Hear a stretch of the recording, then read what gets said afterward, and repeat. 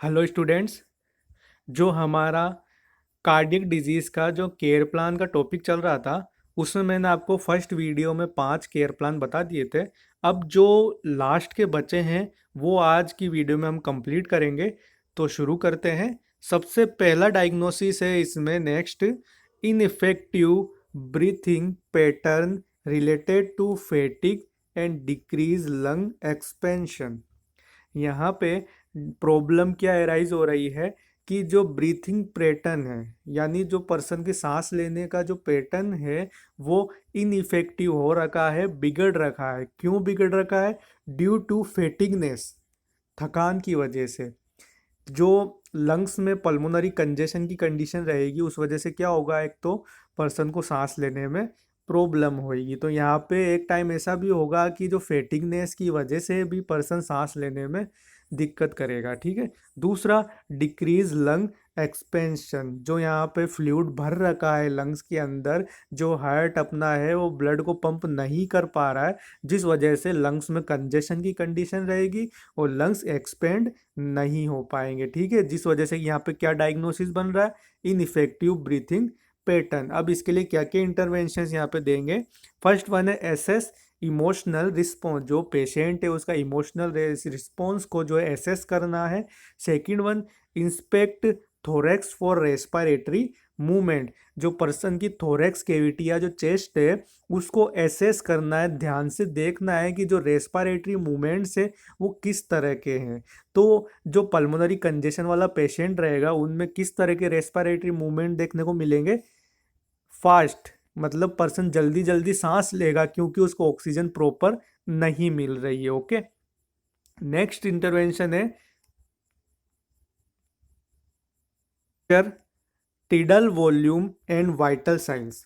टीडल volume क्या होता है कि जब नॉर्मल जो ब्रीथिंग लेता है पर्सन, जो नॉर्मल इनहेलेशन और एक्सहेलेशन की चलता है, जो ब्रीथिंग साइकिल चलता है नॉर्मल, ठीक है, उसमें जो एयर इन और आउट हो रही है उसको बोलते हैं टीडाल वॉल्यूम। ठीक है। तो उसको मेजर करना है कि कितना टीडाल वॉल्यूम यहाँ पे प्रेजेंट है। नॉर्मल 500 ml होता है। ओके। तो अगर यहाँ पे ब्रीथिंग प्रॉब्लम है, ठीक है, ऑक्सीजन प्रॉपरली नहीं अंदर आ रही है, तो टीडाल वॉल्यूम कैसा देखने को मिलेगा? कम देखने को मिलेगा। ठीक है। दूसरा, वाइटल साइंस को भी यहाँ पे मेजर करते रहना है। नेक्स्ट इंटरवेंशन है position patient in optimal alignment in semi Fowler position. Person जो है उसको फॉलर या सेमी फॉलर पोजीशन प्रोवाइड करानी है, जो कि बहुत हेल्पफुल होती है रेस्पिरेशन में। ठीक है। तो ये एक और डायग्नोसिस हो गया इनइफेक्टिव ब्रीथिंग पैटर्न वाला। नेक्स्ट डायग्नोसिस है activity intolerance related to imbalance between oxygen supply and demand. ठीक है। यहाँ पे नेक्स्ट प्रॉब्लम क्या देखने को मिल रही है कि पर्सन जो है कोई भी एक्टिविटी नहीं कर पा रहा है, एक्टिविटी को टॉलरेट नहीं कर पा रहा है। क्यों नहीं कर पा रहा है? Due to imbalance between oxygen supply and demand. क्योंकि यहाँ पे जो ऑक्सीजन सप्लाई और जो ऑक्सीजन की डिमांड है, दोनों में इम्बैलेंस हो रखा है। ऑक्सीजन कम मिल रही है बट ऑक्सीजन की डिमांड बढ़ रही है। ओके। नेक्स्ट और क्या होगा है, generalised weakness, prolong bed rest and immobility. ठीक है। तो ये जो प्रॉब्लम्स हैं इनकी वजह से यहाँ पे क्या डायग्नोसिस देख रहा है, मिल रहा है, एक्टिविटी इनटॉलरेंस। ठीक है। तो अब इसके लिए क्या क्या इंटरवेंशंस करेंगे, तो इसमें फर्स्ट वन है check vital signs before and after activity if patient receiving vasodilators और डायूरेटिक्स। अगर यहाँ पे जो पेशेंट है उसको वेसोडाइलेटर ड्रग्स दी जा रही है या डायूरेटिक्स ड्रग्स दी जा रही है, ठीक है, तो पेशेंट के वाइटल साइंस मॉनिटर करने, चेक करने। कब करने हैं? एक्टिविटी करने से पहले और एक्टिविटी करने के बाद, कोई सी भी एक्टिविटी करने से। ठीक है।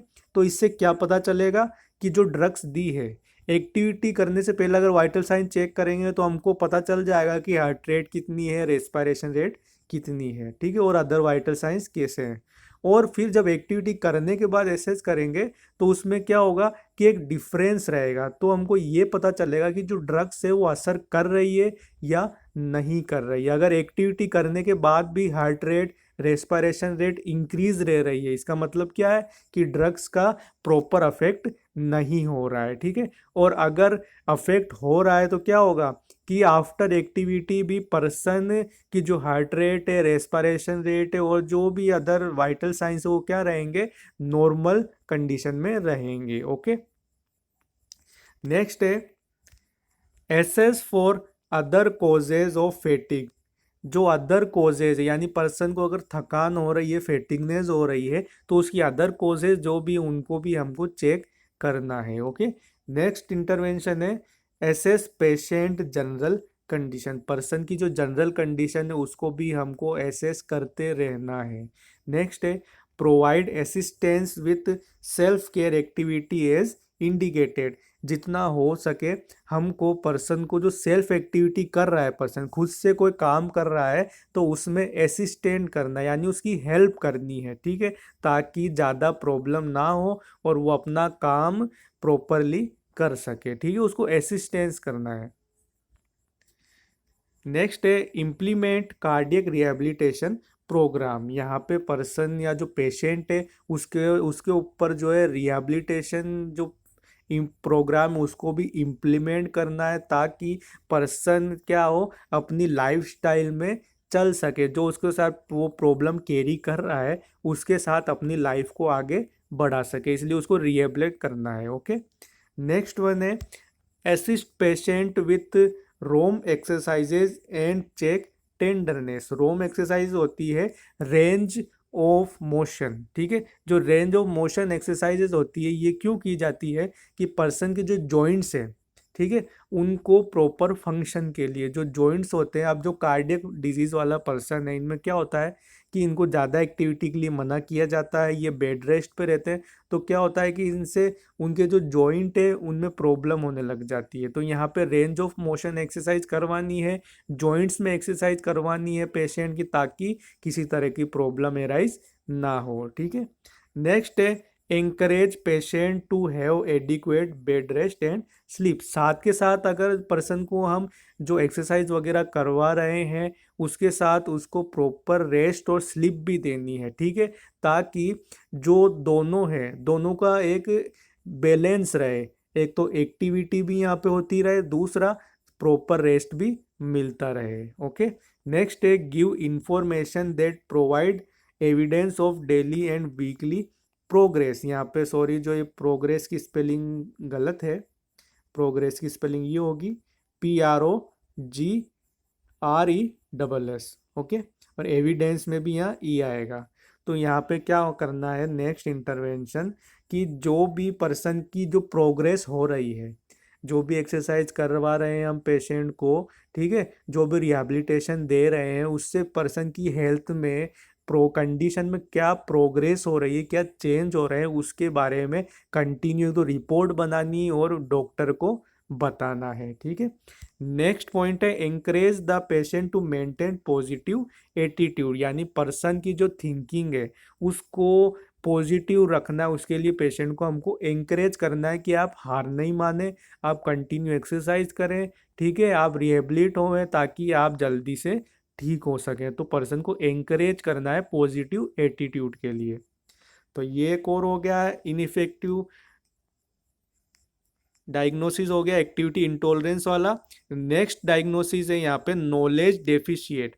अगर जो फैमिली मेम्बर्स है और जो पेशेंट है उनको डिजीज से रिलेटेड अगर नॉलेज प्रॉपरली नहीं है, ठीक है, यहाँ पे एक डायग्नोसिस बना कि जो फैमिली मेम्बर्स और जो पेशेंट है उनको डिजीज से रिलेटेड प्रॉब्लम से रिलेटेड प्रॉपर नॉलेज नहीं है, तो उसके लिए हमको क्या करना है, पेशेंट और जो फैमिली मेम्बर्स है उनको प्रॉपर नॉलेज प्रोवाइड करनी है रिलेटेड टू डिजीज कंडीशन, उसके सिम्टम्स, कोजेज और जो उसका ट्रीटमेंट है सबसे रिलेटेड इंफॉर्मेशन देनी है। ओके, सो अब इसके लिए क्या क्या इंटरवेंशन यहाँ पे होगी। फर्स्ट वन है discuss about normal heart function include information regarding patient knowledge. ठीक है।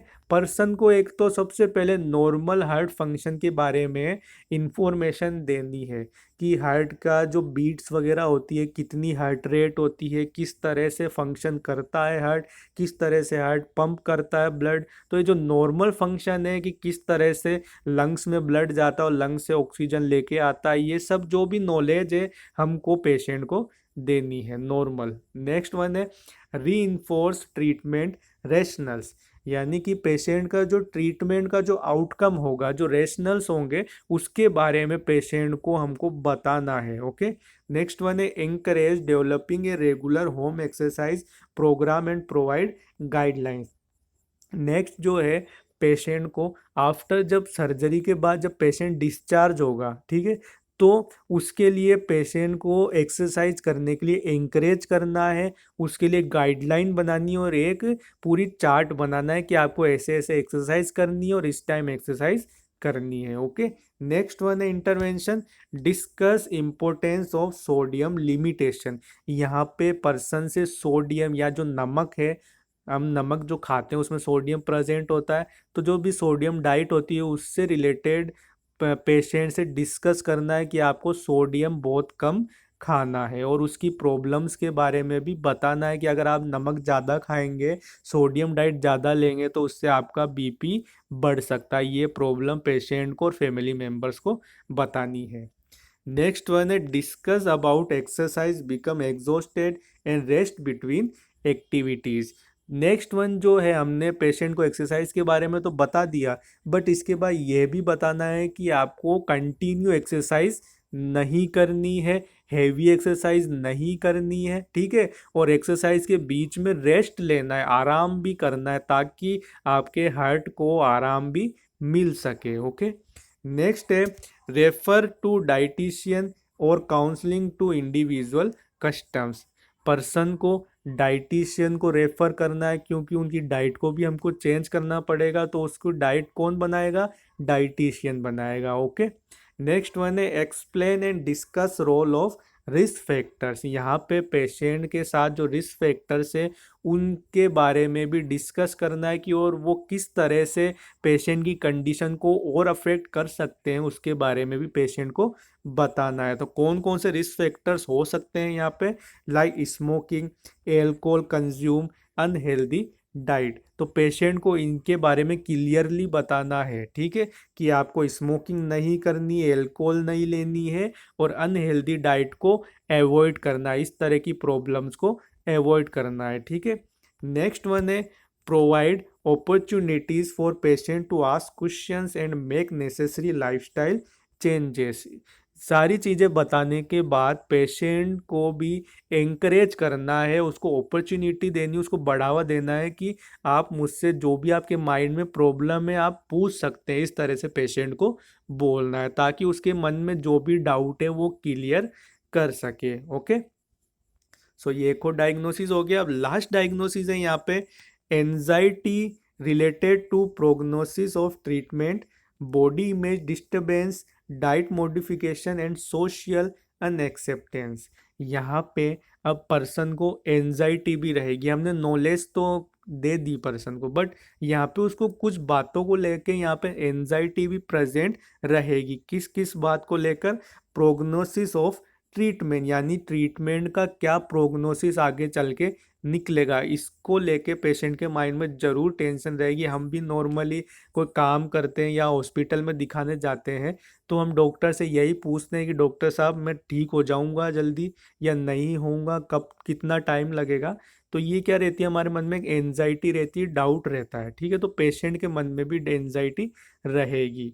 और क्या क्या एनजाइटी रह सकती है? बॉडी इमेज को लेकर कि अगर ट्रीटमेंट या सर्जरी के बाद बॉडी इमेज में कोई डिस्टरबेंस होगा कि नहीं होगा, डाइट मॉडिफाई करेंगे तो क्या प्रॉब्लम होगी, सोशल अनएक्सेप्टेंस तो नहीं रहेगी। इस तरह की जो प्रॉब्लम्स है उसके बारे में लेके जो एंजाइटी है पेशेंट के मन में, उसको हमें दूर करना है। ओके। तो इसके लिए क्या क्या इंटरवेंशन यहाँ पे होगी?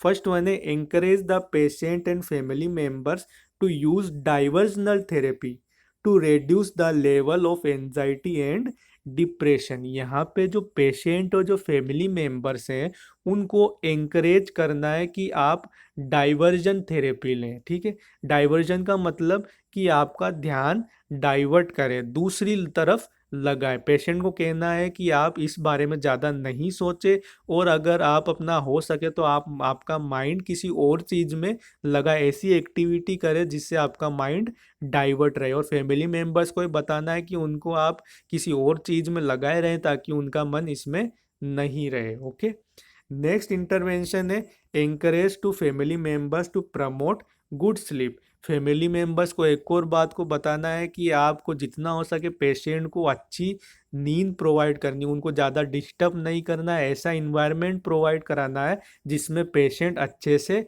सो सके। नेक्स्ट इंटरवेंशन है advise the patient to keep himself और herself busy in light activities. Patient को ये भी बोलना है कि आप अपने आप को हमेशा कोई ऐसी लाइट एक्टिविटीज़ में बिजी रखें जिससे आपका माइंड डाइवर्ट रहे। ठीक है, नेक्स्ट इंटरवेंशन है encourage the patient for good prognosis and better treatment after any invasive procedure. ठीक है, पेशेंट को बाद में एंकरेज भी करना है, अगर किसी तरह का इन्वेसिव प्रोसीजर हुआ है लाइक सर्जरी वगैरह हुई है तो पेशेंट को आगे चल के एंकरेज करना है ताकि ट्रीटमेंट का जो प्रोग्नोसिस है या जो रिजल्ट है वो अच्छा रहे। ओके, नेक्स्ट वन है encourage the family members to do not discuss any family matter to patient after surgery.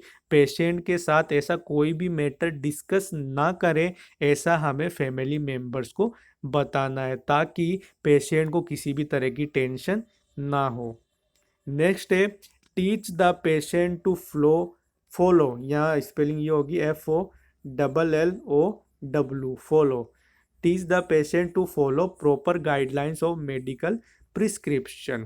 कहने का मतलब ये है कि पेशेंट को एडवाइस देनी है कि आपको जो भी ड्रग्स या जो मेडिसिन्स बताई गई हैं, जो भी प्रिस्क्रिप्शन दिया गया है उसको आपको फॉलो करना है और टाइम टू टाइम आपको दवाई लेनी है। ओके, नेक्स्ट है encourage for healthy lifestyle with positive attitude. यहाँ पे पर्सन को एनकरेज करना है एक हेल्दी लाइफस्टाइल को अपनाने के लिए। ओके, नेक्स्ट वन है last one educate the family members and patient to take rehabilitation programme for progress. यहाँ पे पेशेंट को रिहेबिलिटेशन प्रोग्राम के बारे में भी बताना है लाइक जो एक्सरसाइजेज वगैरह है ताकि वो अपनी लाइफस्टाइल को इम्प्रूव कर सके। ओके, तो ये जब इंटरवेंशन हम पेशेंट के अप्लाई करेंगे तो पेशेंट की एंजाइटी रिलीव होगी। ओके, सो ये जो कार्डियक डिजीजेस के जो NCP थे ये कंप्लीट हो गए। आई होप आपको ये समझ में आए होंगे। अगर आपको कोई भी इसमें प्रॉब्लम हो तो आप कमेंट करके पूछिए। Thank you.